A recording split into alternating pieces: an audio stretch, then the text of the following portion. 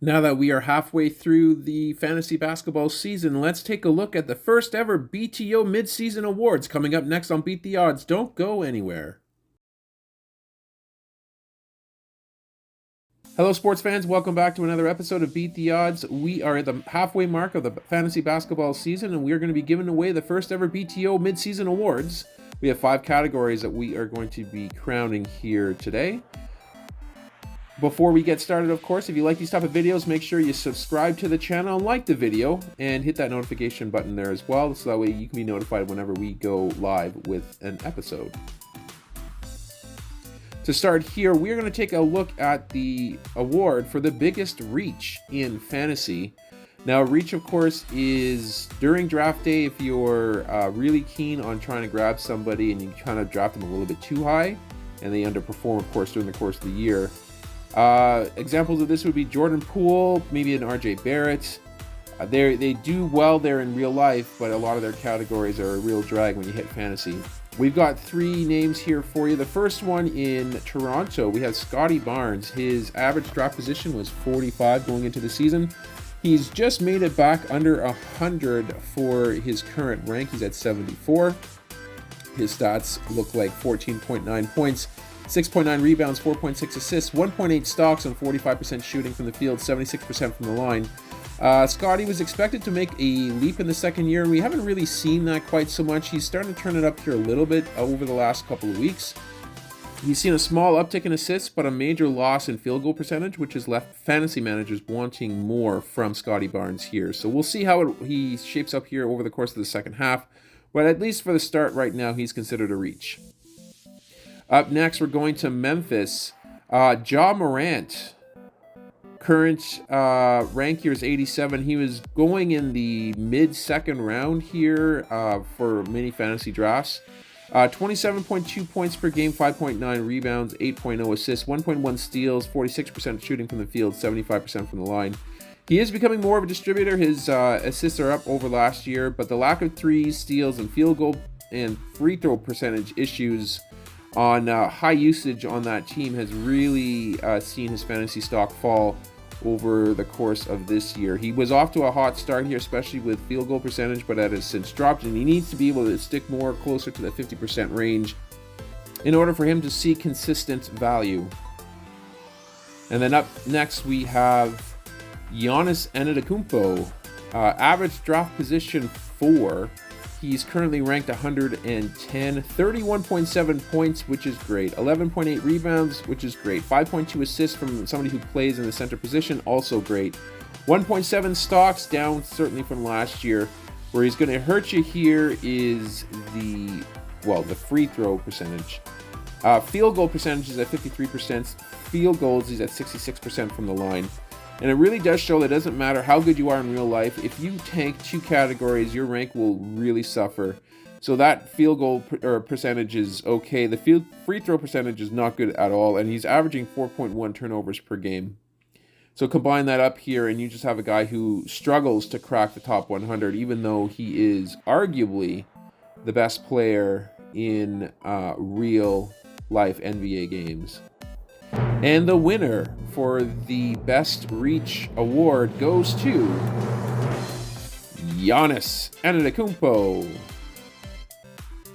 Next up, we are going to be given an award for the Best Gem. That's the best waiver wire find here.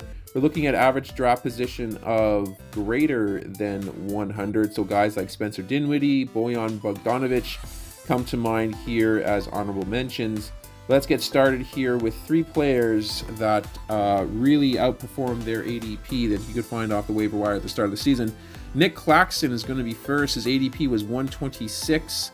His current rank is 22 on 11.9 points, 8.3 rebounds, 1.5 assists, 2.6 blocks on 74% shooting from the field, 47% from the line. He's an elite shot blocker.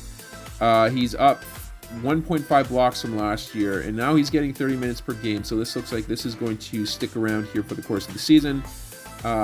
If you were able to get him either late in drafts or picked him up off the waiver wire, you are just giddy with glee over what you've seen over Nick Claxton here over the course of the first half of the season.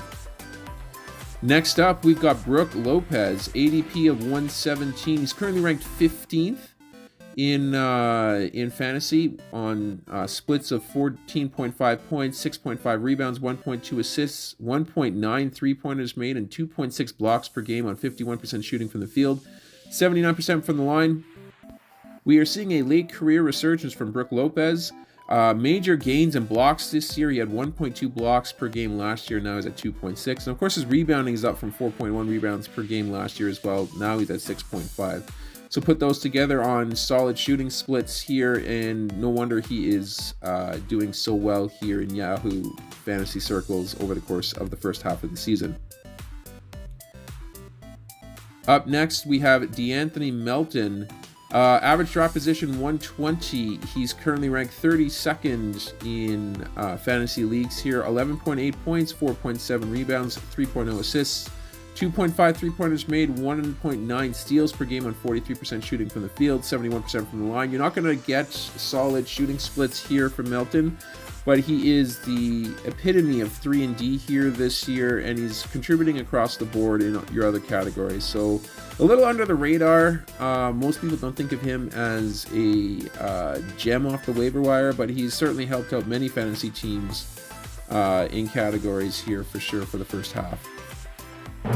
And the award for best gem off the wire this year is going to go to Brook Lopez. Our next category is the best draft day steal. So this is the best pick for players ranked above 100. We're going to start in OKC. Shai Gilgeous-Alexander, average draft position was 46. He's currently ranked 4th in fantasy basketball circles here. 30.9 points per game this season, 4.8 rebounds, 5.6 assists, 1.6 steals, 1.1 blocks on 50% shooting from the field, 91% from the line. He was overlooked a lot on draft day due to missing time last year, but he has responded in a big way, contributing in all 8 major categories in some form here on great percentages. Definitely deserving of a mention here as your best draft day steal. Up next in Toronto, we're going to go to OG Anunoby. Average draft position 61. He's currently ranked 14th. 18.2 points per game, 6 rebounds, 2.1 assists, 2.3 steals, 47% shooting from the field, 84% from the line. He's a Defensive Player of the Year front runner, and he's really showing prime Kawhi defense here this season, and he's getting solid production with good percentages. So there's really nothing you can't really like about OG in this spot. Doing really well this season here for the Raptors. And then up next we have Lauri Markkanen. Average draft position 90. He's currently ranked 7th in fantasy circles on 24.5 points, 8.3 rebounds, 1.9 assists, 3 3-pointers made, 53% from the field, 88% from the line. He wasn't initially considered a major ad for Utah, considering all the other moves that we're seeing in the offseason here, but he's been a runaway #1 producer on that team with high usage on elite percentages. So there is a very good case for Lauri Markkanen to win the best draft day steal here this year. And the winner of the best draft day steal is going to go to Lauri Markkanen. Up next, we're going to take a look at the best forward in fantasy.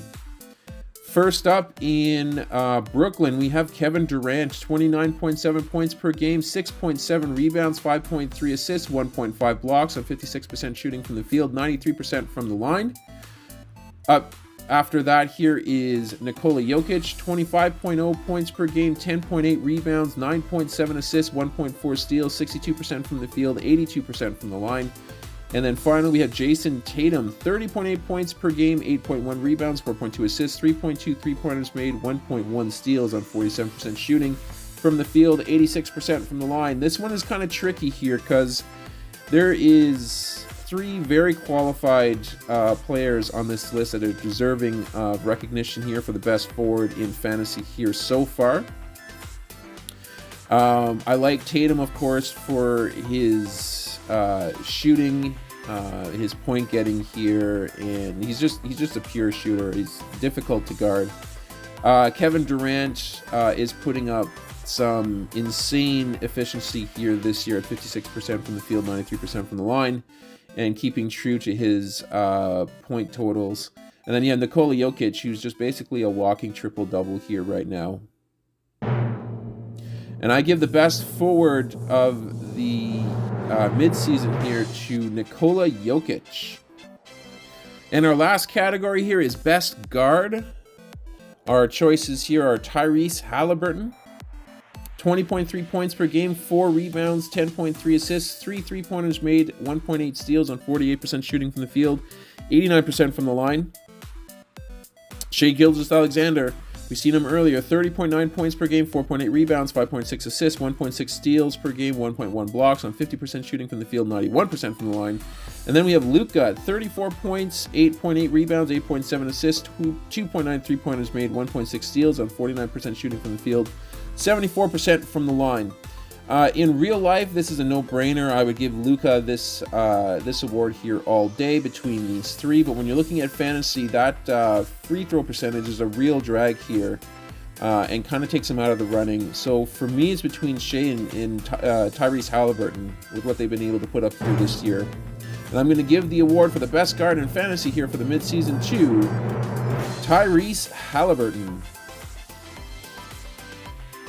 And that's going to do it here for my picks for the BTO Awards. I hope you guys enjoyed this episode. If you did, please leave a like on the video. Subscribe to the channel and stay tuned here on the channel for your chance to win the Anthony Edwards PSA 9 slab once we hit 1,000 subscribers. That's going to do it for this episode, guys. We are going to sign off for now, but we are going to catch you guys on our next episode.